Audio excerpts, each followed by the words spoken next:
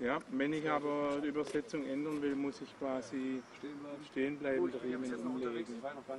Aber das wäre uns zu gefährlich, die große Übersetzung zu probieren. Wir wissen auch nicht aus den Unterlagen, ob die überhaupt verwendet wurde.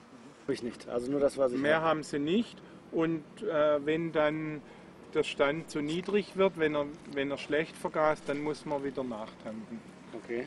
Aber das hat Und damals. hier verdampft oder was haben wir hier? Und hier haben wir den Tank für die Glührohrzündung. Also das befeuern wir mit dem gleichen Kraftstoff. Früher hatten wir dafür das Daimler-Patent, die Glührohrzündung. Okay. Wie schwer ist das Gefährt?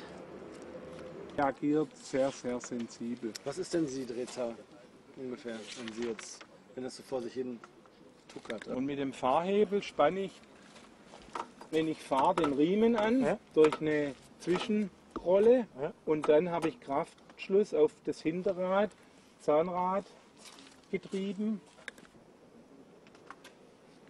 9 Uhr, 10 Uhr, 8 Uhr. Eisen ist es auf dem Asphalt schon kritisch. Und die hatten ja früher viel Kopfstein, war also genauso gefährlich.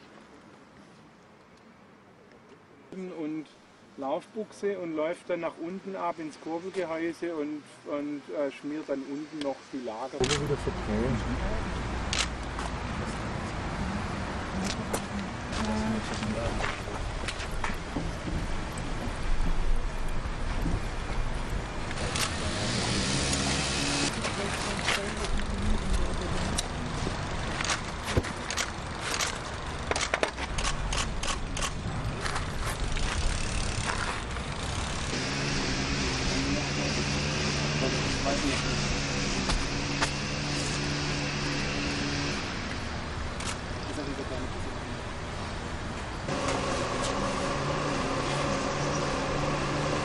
Ich habe schon darauf geachtet, obwohl da das waren wir jetzt schon sehr einfallsreich, ja.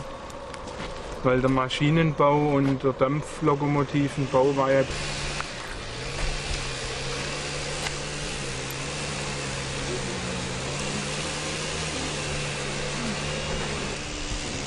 Auf der Seite hat er Luft angesaugt, warme Luft vom Zylinder erwärmt und dann über den Gemischregler hier, das Messingteil, haben wir den Vergaser. Hier saugt er die Luft an, die erwärmte Luft vom Zylinder.